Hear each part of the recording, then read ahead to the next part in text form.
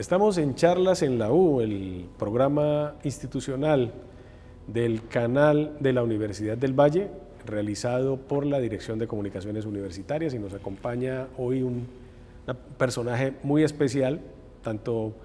para la educación como para el tema de las políticas públicas. Se trata del profesor Vicente Benito Gil, quien viene de la Universidad de Alicante y a quien en esta charla queremos preguntarle cuáles son sus apreciaciones, su concepto sobre lo acontecido en las últimas elecciones realizadas hace poco en España. Bueno, muchas gracias. En verdad, esta crisis genérica de la que hablamos de la democracia nos afecta o nos viene afectando especialmente a España, ¿no? Nosotros hace rato que tenemos una sensación de descrédito respecto a la política y a los políticos verdaderamente casi que gigante, ¿no? Entonces, había una expectativa muy importante de parte de la ciudadanía porque tuviéramos una nueva etapa política que permitiera no gobernar con las manos atadas, en este caso de parte de la izquierda o la izquierda progresista, o que hubiera un cambio de rumbo en verdad en relación a la manera en que se puede gestionar el país con los problemas que tiene de parte de la derecha, tomando en consideración el pasado tremendo que ha habido, especialmente de corrupción, ¿no?, vinculado a esto. Tomando estas dos circunstancias, como digo, había unas expectativas de cambio y mucho temor a que pudiera ocurrir lo que ya ha venido ocurriendo en las últimas elecciones, es decir, que no había las mayorías suficientes como para poder generar un programa de gobierno que permitiera sacar del impasse político, económico, etcétera, al país. Es verdad que nosotros tenemos un país bastante peculiar en relación al nivel de descentralización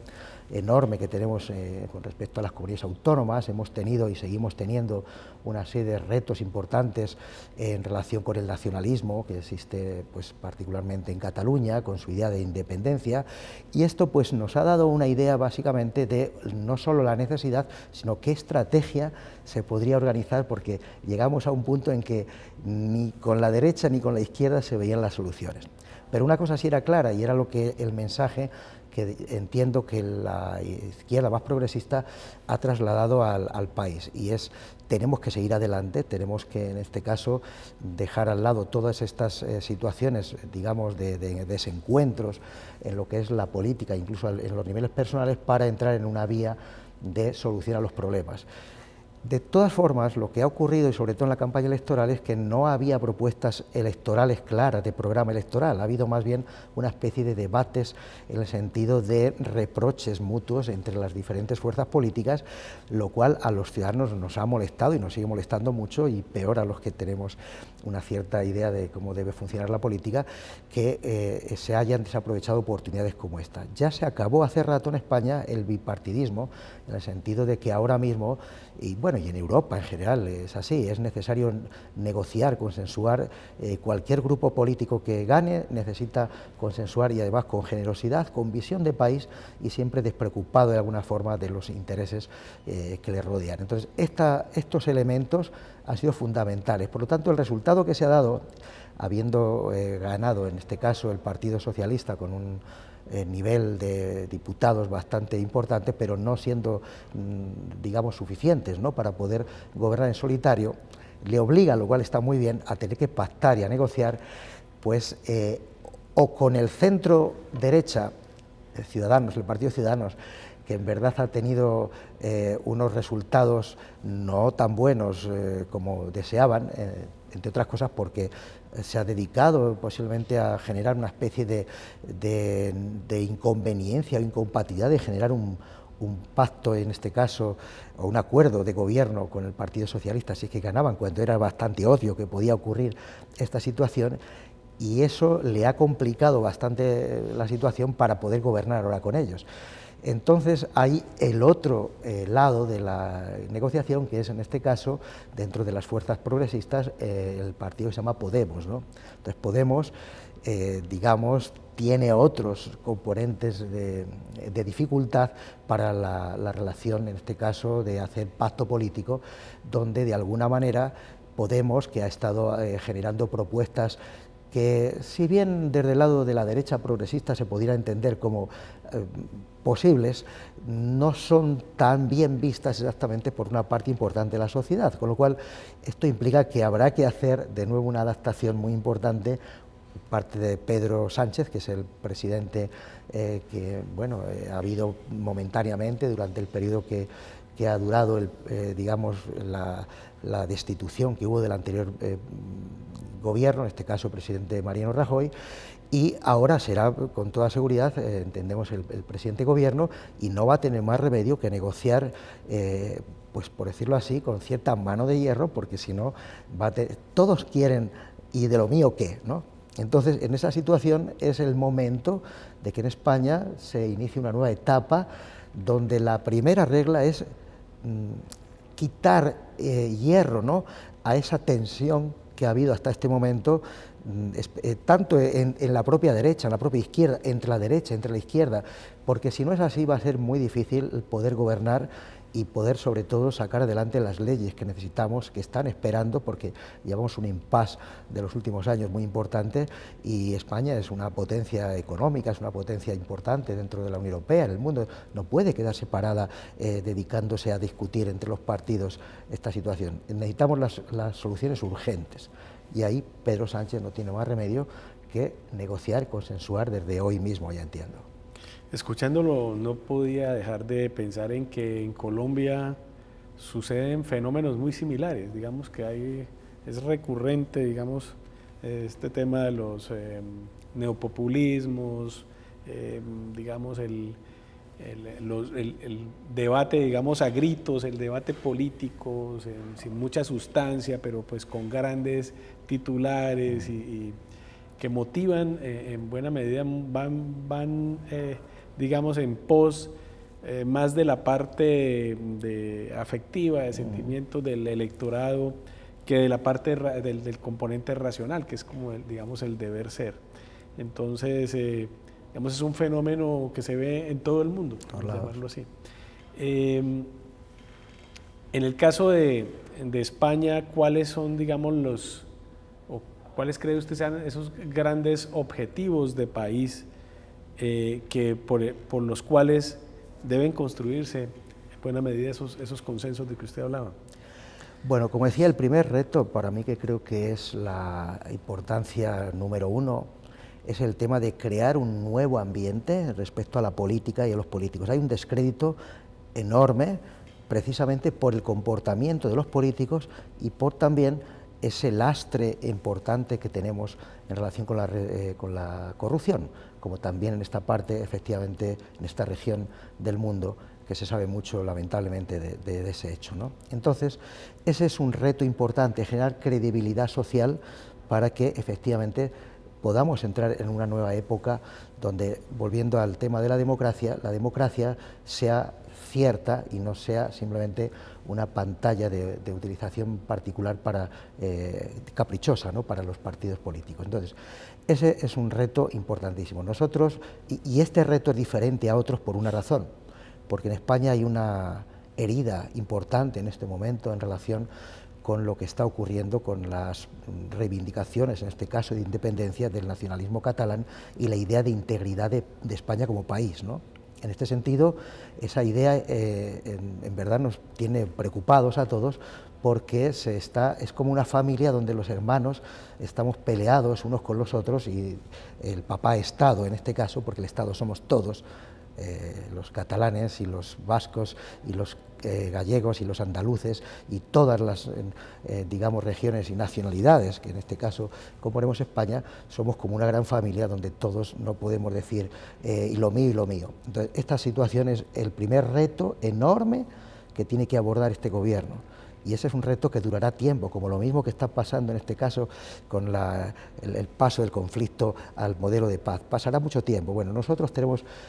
ese reto como el principal, porque se está influyendo sobre otros, está contaminando de alguna manera la política y está contaminando la credibilidad social. Por lo tanto, reto número uno ese. Reto número dos, entiendo que es la economía. Evidentemente nosotros somos un país que hemos hecho una apuesta enorme en la democracia. España se ha convertido verdaderamente en una potencia, tiene enormes potencialidades, pero precisamente partiendo de este elemento que decía anteriormente, a nosotros nos están observando en todo el mundo de qué es lo que ocurre en nuestra casa para saber qué clase de confiabilidad se puede otorgar o no a la economía en España. Por lo tanto, derivado del primer elemento viene el segundo. Yo creo que hay otro reto, bueno, efectivamente el reto que voy a comentar ahora no es que es un reto de España, pero sí es un reto de Europa y es en parte parecido a lo que comentaba en el reto número 1, que nos pasa en Europa. Hay un descrédito importante de las instituciones, de la institucionalidad, de la política, de los políticos, y en ese sentido también nosotros entramos en una nueva línea de verificación de lo que pasa, porque precisamente la derecha, la ultraderecha, perdón, en este caso, está ganando cada vez más terreno en Europa en general. En España también no teníamos ni siquiera a nadie en el Parlamento que representara la ultraderecha y ahora mismo acaban de entrar 24 representantes de la ultraderecha. Entonces, en este sentido, también ese reto dentro de Europa tenemos que andar atentos, porque si bien es verdad que España está con su corazón y con sus aportes muy europea, estas situaciones que se nos están dando de alguna manera nos están afectando a nosotros, es decir, este comportamiento de la política hacia una idea de que finalmente los neopopulismos puedan convencer a aquellos ciudadanos que consideran que la vía dura es más interesante que la vía de libertad para hacer cosas, pues es una cierta preocupación grande, ¿no?, para España. Y ya, pues, por último diría, y pensando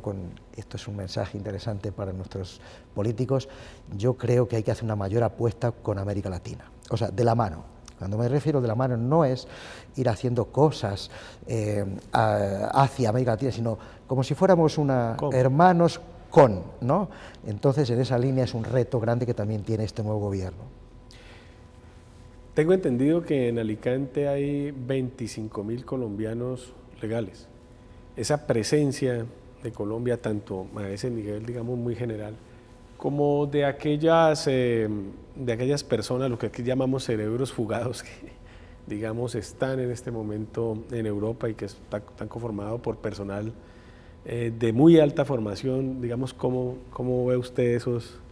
esas presencias de lo que es Colombia y el propio Ecuador y de otros países allá? Estar muy integrados en la sociedad española, o sea, y en la sociedad alicantina. En verdad, yo he trabajado los temas de migraciones, las políticas migratorias durante bastante tiempo y de hecho sigo teniendo una magnífica relación, por ejemplo, con AESCO Colombia, y conozco bastante bien, como digo, las particularidades de la integración. Puedo decir que hay una buenísima integración en relación con no solamente con los españoles, sino con su capacidad, en este caso, de generar emprendimientos, porque esa es una cosa que lo digo con gran orgullo, gran gusto. Los colombianos sois muy emprendedores, ¿no? Entonces muy creativos. Este hecho tiene una buena integración y unos buenos resultados en el caso de la sociedad alicantina, donde, como digo, los colombianos están bien integrados, tienen sus negocios, hacen sus fiestas, pero también de manera compartida, ¿no?, con la sociedad alicantina y con los alicantinos. Los tenemos en la universidad. Por cierto, yo ahora lo puedo decir en mi doble faceta, ¿no?, de profesor, investigador y también como directivo. Me da gusto trabajar con los colombianos porque son, como decís aquí, muy juiciosos, comprometidos, trabajadores, ordenados. Entonces, ese conjunto, digamos, de fortalezas son muy importantes como para ser una comunidad, como digo, bien integrada y donde existe una buena interacción de los dos lados. Entonces, excelente, te digo, la relación con los colombianos y con la comunidad en general colombiana, igual con sus asociaciones, como por ejemplo esta que decía de AESCO, pero hay otras, y hay una gran preocupación y buena interacción, ¿no?, entre la sociedad y los ciudadanos de España, de Alicante y de Colombia en este caso. ¿Conoció, profesor Vicente Benito, recientemente usted, digamos, algunos proyectos de turismo en el norte del Valle? En nuestra sede de Cartago también estuvo acompañado, pues, del director de sede, del profesor Fernando allá en Cartago, quien le estuvo, pues, mostrando detalles. ¿Cómo ve usted esas iniciativas precisamente hablando de emprendimientos? Pues primero veo que hay magníficas expectativas de hacer cosas. Lo que ocurre es que, como todo, por sí solo no sirve, ¿no? Es decir, ahí hay un aeropuerto, por ejemplo, lo cual es Santa Ana, lo cual es un privilegio espectacular, porque tener un aeropuerto para poder mover turismo y tantas cosas es un elemento imprescindible, pero un aeropuerto que no tiene uso o que está en en unas condiciones de atención bastante necesitadas de cariño, ¿no? Podríamos decir. Entonces, pero bueno, existe ese elemento que es fundamental. Ayer, por ejemplo, estuve en el Parque de la Uva, fascinado, o sea, el Parque de la Unión. En la Unión, fascinado, podríamos decir que algo como esto, que es un elemento de atracción, o puede ser un elemento de atracción de turismo magnífico, pero ahí está y hay pocos visitantes. Y así podría ir contando una serie de cosas que he visto con unas potencialidades maravillosas, pero que es necesario articular una estrategia, como bien les decía en la conferencia que tuve, donde en verdad no hay más remedio. Esto igual que conversamos ahora de la política en España, pues aquí es un sí o sí, no hay más remedio que ponerse de acuerdo en este caso, la política pública, es decir, a través de los organismos locales, que son los que toman las decisiones para armar efectivamente en materia de política pública lo que se necesita, lo que se quiere, etcétera. Por un lado, con los empresarios y con la universidad. O sea, ese triángulo tiene que ser necesariamente respetado en el sentido de que, independientemente de cómo avancen, ahora va a haber dentro de unos meses elecciones para precisamente las alcaldías, etcétera, pero si yo ya he hecho la propuesta, inmediatamente esto ocurra, es necesario crear una mesa de trabajo que no esté vinculada a las personas, sino que esté vinculada a las instituciones. Entonces da igual que estén cambiando, sino siempre habrá una representación y siempre habrá, en este caso, la idea de que es necesario pactar y consensuar todo y además crear una estrategia. O sea, lo que yo les comentaba era que estas tres palabras mágicas, ¿no?, de que el qué, el cómo y el para qué. El qué, hay muchas cosas allá, pero el cómo es la estrategia. La estrategia indica que la manera en que van a hacer estas cosas, la priorización que van a tener que dar para hacer las cosas, el manejo de los tiempos, de las circunstancias, de los actores, de los intereses, todo eso hay que armonizarlo adecuadamente. Y con todo ello, evidentemente, hay que generar sostenibilidad en el tiempo, porque si las cosas se hacen nada más que para un mandato político, ahí sí no hay nada que hacer. Por lo tanto, lo que yo he visto en Cartago me ha parecido fascinante desde el punto de vista de las oportunidades, pero si es que no se toma en consideración lo que hemos comentado, es decir, que haya una estrategia. Y otra cosa muy importante, no pueden hacerse las cosas sin programas que sean a mediano y a largo plazo, porque todo lo que sea cortoplacista desaparecerá. Entonces, esos elementos son las ramas de un árbol que están sueltos, pero que es necesario poner en funcionamiento. Muy bien, hemos estado acompañados hoy en Charlas en la U por el profesor Vicente Benito Gil, de la Universidad de Alicante, una de las universidades aliadas en el mundo con la Universidad del Valle. Profesor Benito, muchas gracias por darnos esta oportunidad de conversar no solo de educación, sino también de política internacional, de política española, de democracia. Pues un gusto y verdaderamente me he encontrado muy bien. Yo creo que es muy interesante precisamente transmitir la idea de que a veces en las universidades planteamos cosas con excesivas teorías y con análisis que son complicados de entender, pero en verdad las cosas son más sencillas de lo que parece, y ahí sí es una obligación nuestra transmitir y compartir, ¿no?, sobre todo con la ciudadanía, con la comunidad universitaria, pues este tipo de debates, de iniciativas que permiten no solamente conocer, sino integrar la posibilidad de la participación. El mundo de la comunicación es mágico para esto, pero hay que dosificarle adecuadamente. Entonces, muchas gracias, porque yo sí me encuentro muy a gusto, muy cómodo en este tipo de conversatorios. Muy bien, a todos ustedes muchas gracias por acompañarnos en este espacio de la Universidad del Valle, Charlas en la U. Volveremos pronto para hablar de temas de interés público y, por supuesto, del papel de la Universidad del Valle en todo lo que tiene que ver con el desarrollo de la región y del país.